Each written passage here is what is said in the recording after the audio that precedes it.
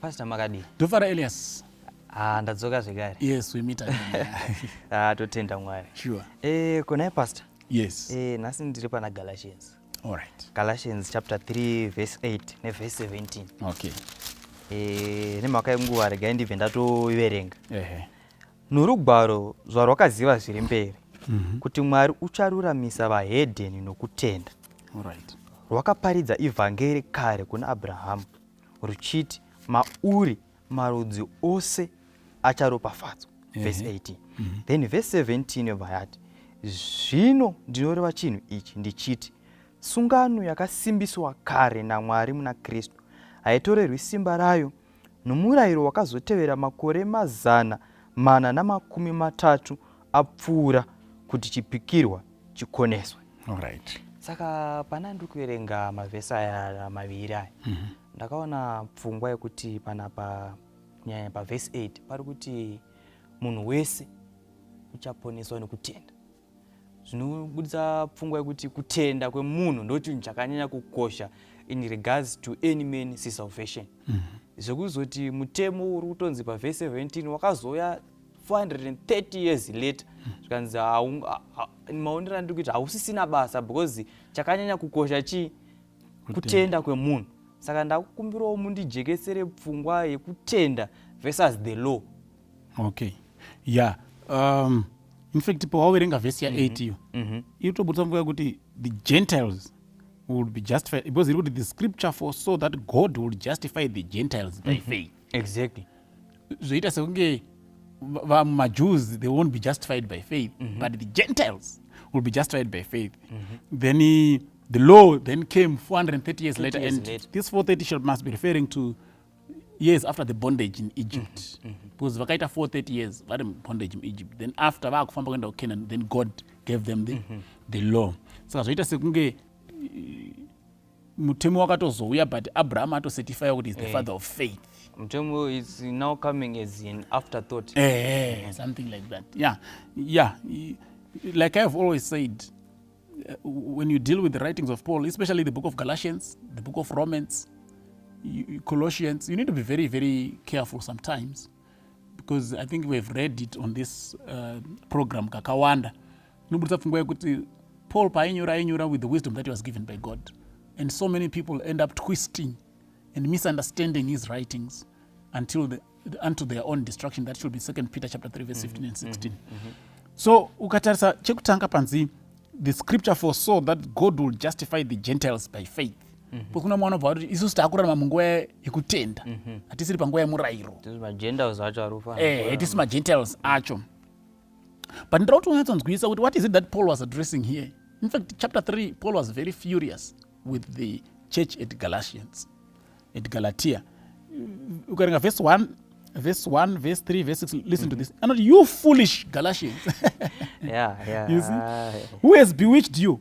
Before your very eyes, Jesus Christ was clearly portrayed as crucified.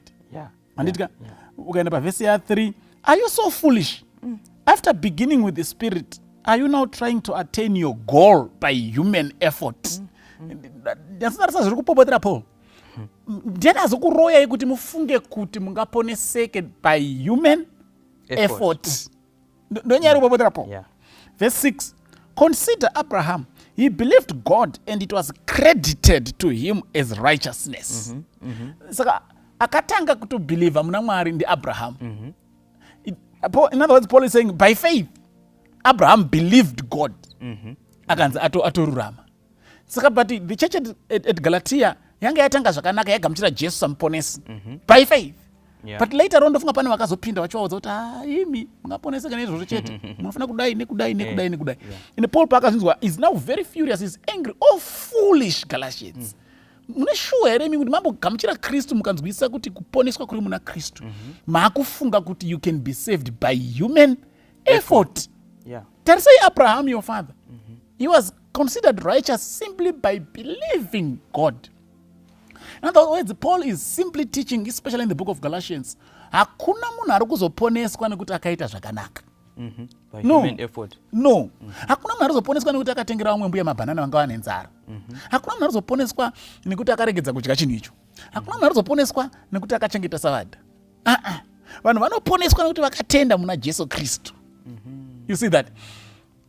By Faith saying of so, Jesus. Paul is not because kuna mwana vaenda the opposite extreme kuti saka musatiudze zvemutemo taafree. Paul ari kuti iye kuponesewa kunouya nekutenda muna Kristu. At the same time hakuna munhu anogamuchira Kristu anoramba achirarama upenyu hwekudhara. Because chatoita kuti uye kuna Kristu kuona kuti ndakarasika apa neapa neapa. Wouya kuna Kristu nekutenda kuti anogona kukuponesa kubva pazvese zvakaipa zvaunga uchidizvo uchiita. Hapana chawatotomboita chakanaka. But kana wamuna Kristu, Christ now gives you the power to forsake all those bad habits. Saka hauchabi, hauchanyepi. In other words, waona pakupinda mutemo manje. But vanhu vanotungamidza mutemo kumberi woita maGalatians anga akutungamidza mutemo kumberi. Kuti nini kuti nditoponeswe ndofana kunge ndadai. Ndo zvinonzi naPaul no. Andwazona.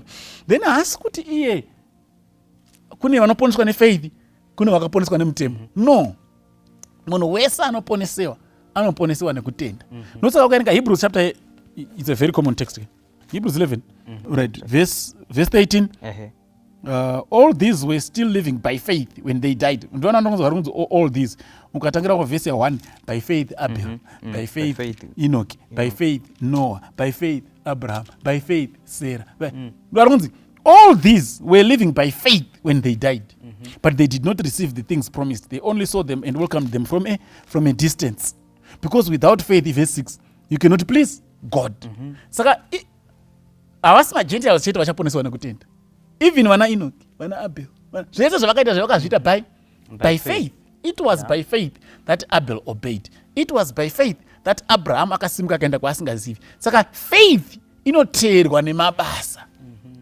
Saka Paul chari kupopotera kuna Galatia vanga vatungamidza mabasa vachiignore faith. Mabasa iwo haponesi. Hazvisiyani, but ziva chinotanga. Chinotanga kutenda muna Jesu Kristu, and then automatically the good works will follow. Yeah, kuna munhu anotenda muna Jesu Kristu andoramba achiba nekuroya. Hazviiti. Uri kuzvidza simba raJesu Kristu. Hapana faith. If you have faith in Christ, then tinozviona nemabasa ani. It's not just a profession yemuromo. No. Zvinotooneka because Christ has got the power now to transform you. Wakutoita mabasa akadi akanaka. Endo ukaringa verse ya 10 ya Galatians chapter 3. Iri kuti iyo, all who rely on observing the law are under a curse. For it is written, cursed is everyone who does not continue to do everything written in the book of the law. So ukarelaya nekuita mabasa akanaka pasina Kristu, pasina kutenda muna Kristu. Once you're curse because you will never be able to observe those laws. You see, and how you aziti. Ngai hineyo haiti. Saka inoda Jesu Kristu. Kutenda muna Jesu Kristu, and then he enables you. So maGalatians anga atanga zvakanaka na Jesu Kristu. Then later on Paul uzonzwa kuti hakwani vakutenda kuti tofana kudai nekudai. That's foolish Galatians.